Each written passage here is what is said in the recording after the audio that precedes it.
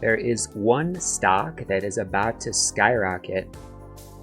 Software developers love this company. This company has well-known, prestigious corporations like Goldman Sachs and Citi as its customers. And, well, anything in the software space that's widely adopted and doesn't have huge customer concentration, this company only has 16% of its customers with over $1 billion in revenue. So this isn't like a ChatGPT company where if NVIDIA or a couple other companies stop working with them, they go up in flames. This is a company with a lot of different customers. The ticker is, I don't know if you've heard of it, MDB, MongoDB. Developers love them. They're a database, and they do more than that, but I'll be quiet before software developers get mad at me for butchering it. Let's jump into the chart. This is not financial advice. This is Sam Putnam. This is Sam Putnam. This is Sam Putnam. This is Sam Putnam. This is Sam Putnam. This is Sam Putnam. This is Sam Putnam. This is Sam Putnam. So this is a little information about the company. They basically are a cloud database platform, among other things. And yeah, they are unprofitable, but not by a lot. So yeah, let's look into a little bit about what to actually do with this based on account size, based on earnings, and based on this chart. So here's what we got going on. This is the recent earnings.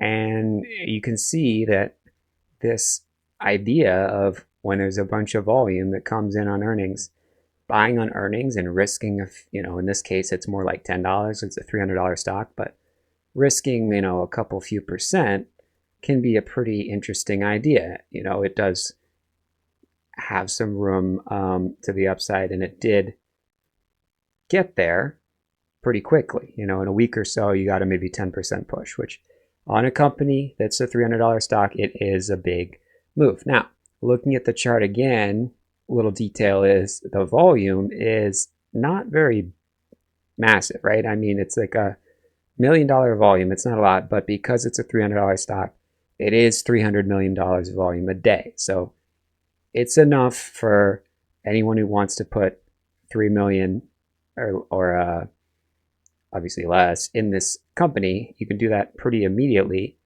As soon as you pretty much wake up and hop right in there, you can look at a 5-minute chart and you're not going to move the stock. So I mentioned that because that is pretty relevant to some of the stocks we trade, we invest in. The more I use the word trade, the more you have to be a little bit careful. Some of these companies, here's an example that people talk about, like maybe this starts to look interesting to you. It doesn't look interesting to me really, but you have to be careful. This is only less than 500,000 or so of volume, $2 million a day. You can't really put more than $20,000 in a 10-15 minute period in this without completely moving the stock. So if you're looking at stocks like this, don't do that.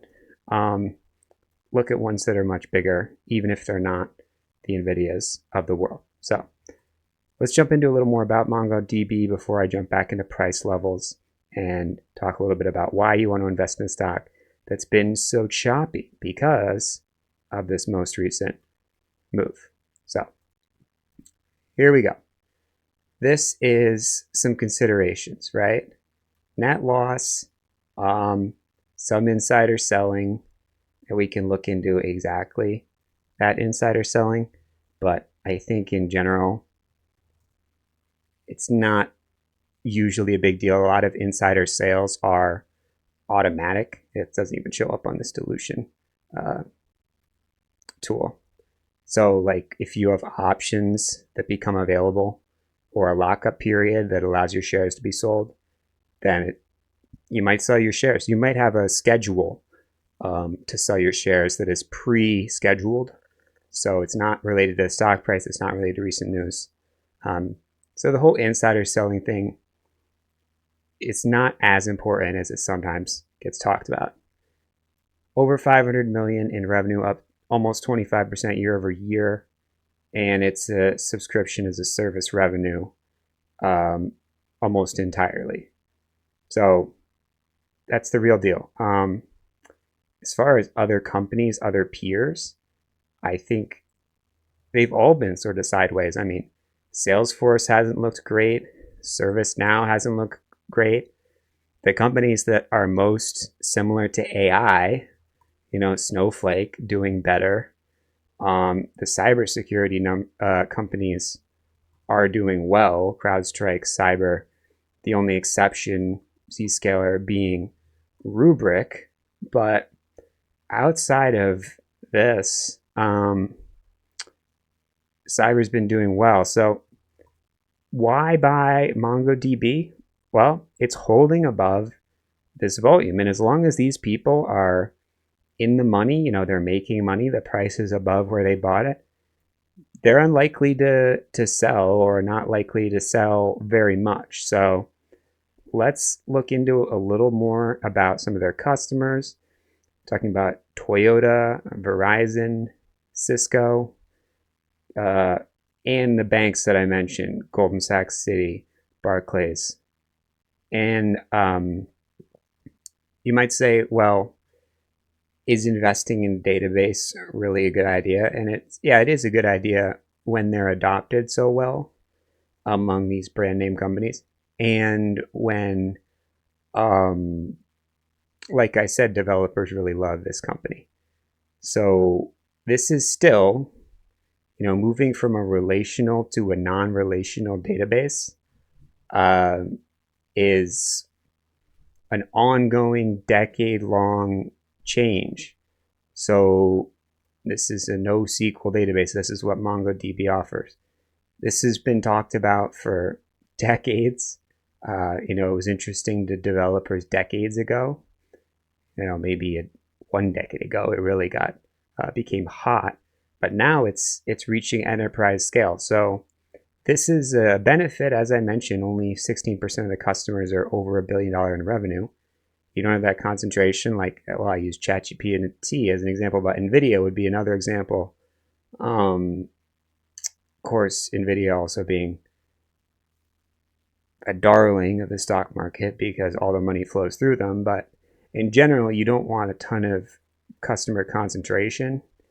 And maybe MongoDB, you'll sort of find that sweet spot of large enterprise contracts and having a lot of customers. So they definitely have the bottom-up approach. They kind of like how GitHub, Microsoft acquired GitHub for like 20 billion or more.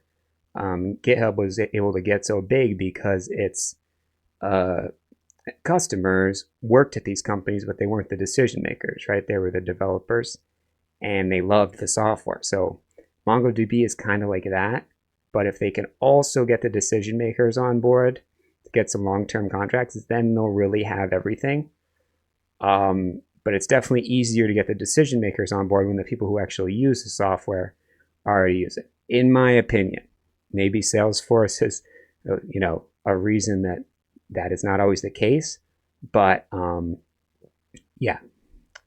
this is definitely something that the internal teams like. Now, do they have competition? They do. I think they have a lot of open source competitors as well. But if I'm not mistaken, they also came from open source. And a lot of these enterprise customers need security. And they honestly, I think they need to be able to sell something to their higher ups. And so saying you're using open source doesn't always go well. It's like, what? You're using something that's free? That can't be very secure. So they're figuring it out, and they're moving up market to these customers, these companies, higher ups. And that recent earnings, like I mentioned, up 25% year over year in revenue. And that database revenue is making up most of that, and 70 million in free cash flow, which is a huge improvement from a year ago. So these are the companies that I took a look at. Dropbox and Oracle also on that list. And just to take a quick look at Dropbox, not something that's super investable at the moment. And then Oracle has sort of been whipsawing that OpenAI deal. Great for the stock price, it seemed like. And then when it was revealed that they weren't having a very high margin through leasing out those GPUs, the stock sort of came down. So it's hard to see what's happening here, but I don't think these are really great indicators of what MongoDB is going to do anyway. I think this is sort of a game-changing revenue result. If you look at some of these other earnings, they were not really game-changing earnings results, at least in recent history. You know, maybe back here this was somewhat interesting, but the stock sold off. So all you and I really have to do is say, look, stock moved up. There's a risk level here. It's holding above that risk level. These moving averages are coming together. It's coming up when those come together. And that's a bullish sign. So you can risk, I don't know, $10 to make 20, 30. That's the idea. MDB is the ticker.